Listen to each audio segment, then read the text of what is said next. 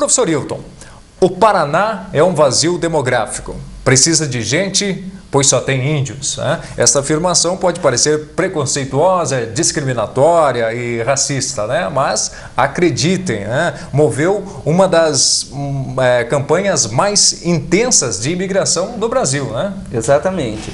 Essa ideia de o Paraná é um vazio demográfico e precisa ser urgentemente colonizado, ela foi extremamente importante para a ocupação desses territórios, né? Ao longo do tempo, se tinha uma ideia de que o Paraná precisava de gente, uma vez que no território paranaense tudo que existiam eram indígenas. Essa ideia, como você bem frisou, ela soa aos nossos ouvidos extremamente preconceituosa, racista, discriminatória, a ideia de que o índio não é gente. Mas ao longo do tempo, na história do Brasil, nós precisamos lembrar que foram movidas campanhas extremamente intensas de combate ao indígena. E no território paranaense isso não foi diferente. Como eu citava anteriormente, a formação das primeiras reduções jesuíticas, essas primeiras experiências dos jesuítas no território brasileiro, quer dizer, não é nem um território brasileiro, é no território paranaense, que não é nem português, ainda é espanhol à época. E daí a gente tem uma série de vícios dessa indefinição que chega até as questões da Argentina e que depois vão resultar inclusive em problema com o contestado. Mas esse território, portanto, que pertencia ainda à Espanha, ela vai ter uma experiência extremamente bem sucedida com as reduções jesuíticas. E, ao longo do tempo, bandeirantes paulistas, principalmente da região de São Vicente, eles acabam invadindo o território paranaense para fazer a preação, ou seja, a captura desses indígenas que eram levados para São Paulo para trabalhar principalmente em agricultura de subsistência ou então para abrir picadas, caminhos, porque os indígenas conheciam muito bem a região. Então, ao longo do tempo, tivemos essa experiência bandeirante de captura dos indígenas nesse território. Lembremos apenas que nós estamos falando de vários grupos indígenas que existiam nesse território e nós estamos falando de milhares de indígenas, nós estamos falando de uma população que para alguns acima de 40 mil indígenas, organizados em várias tribos, com territórios claramente definidos, com a obediência aos cacicados. É como se nós tivéssemos cidades com suas fronteiras claramente demarcadas. Da mesma forma, valeria para os indígenas. A única diferença é que, pela própria forma de organização indígena, por vezes eles precisam circular por esses territórios, mas se conhece claramente aonde começa o poder de um e termina o poder de outro cacique. Isso acaba, em certa medida, com a ideia preconceituosa que os indígenas não tinham uma organização política. Tem uma organização política extremamente efetiva e extremamente respeitada por esses líderes indígenas. Então, fora essa experiência primeira dos bandeirantes paulistas que vêm capturar indígenas na região, nós teremos futuramente a própria imigração, o próprio processo imigrantista, que vai ser marcado essencialmente por qual ideia? O imigrante é o indivíduo morigerado, trabalhador, honesto, íntegro, e ele vem para dar ao sangue paranaense tudo aquilo que o indígena, por ser indígena, não pode dar. Porque o indígena é selvagem, é bárbaro, é violento, é preguiçoso. Então vai ser uma oposição entre dois modelos. O que nós não queremos, que é o modelo indígena, a inclusão dos indígenas nessa sociedade, e a inclusão do imigrante.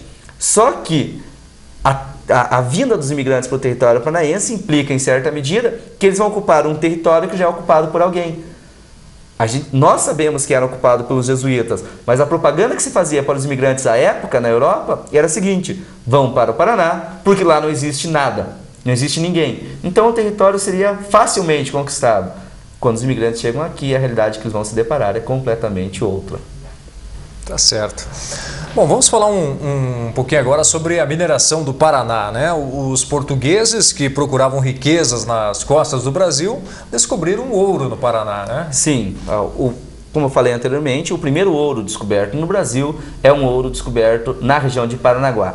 Não em quantidade significativa, sem dúvida nenhuma, talvez algo em torno de 15 quilos de ouro, mas sem dúvida nenhuma, essa quantidade, apesar de pequena, ela moveu a ocupação do Paraná numa outra direção. Anteriormente eu falava que o Paraná começa a ser ocupado do interior para o litoral. A descoberta do ouro no Paraná, na região de Paranaguá, ela faz com que comece a se ocupar a região de Paranaguá, Antonina, Morretes, e em busca de novos arraiais, os mineradores vão subindo, chegam ao Planalto, vão dar origem à cidade de Curitiba, hoje a capital do estado.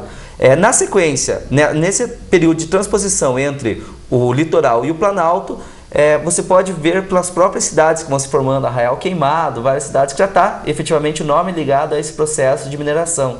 Então, se a mineração para o Paraná não é significativa pela quantidade de ouro que gera, ela é extremamente importante pela ocupação do nosso litoral de forma efetiva, pelo surgimento futuro da cidade de Curitiba, que é extremamente importante, e vai ser nessa descoberta do ouro no Paraná que os portugueses vão adquirir a experiência necessária para empreender uma nova campanha de busca pelo ouro que vai ser dada na região, em primeiro lugar, de Minas Gerais, Mato Grosso e Goiás, onde vai ser o grande ciclo minerador do Brasil. Mas o Paraná é extremamente importante porque vai ser aqui que eles vão buscar a experiência do manejo na região das minas e, ao mesmo tempo, a parte administrativa em torno dessa mineração.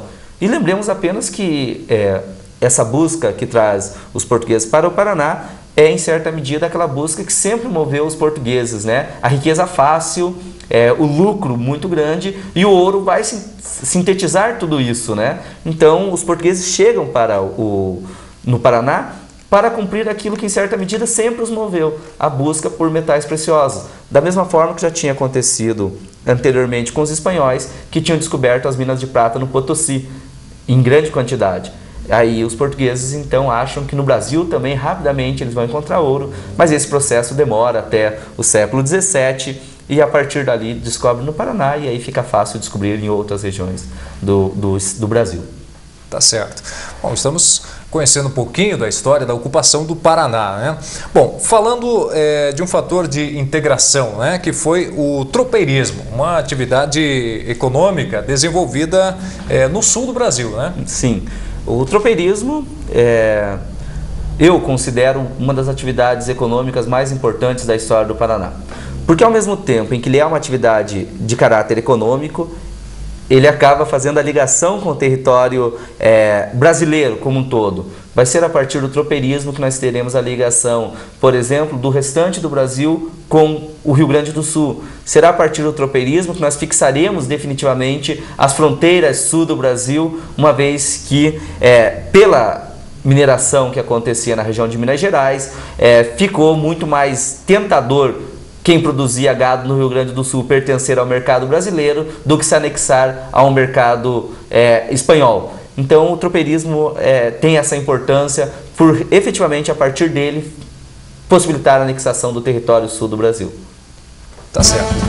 Ocupação do Paraná. Você está conhecendo um pouquinho dessa história aqui no Milênio Documento. Vamos para um intervalo e voltamos já já. Não saia daí.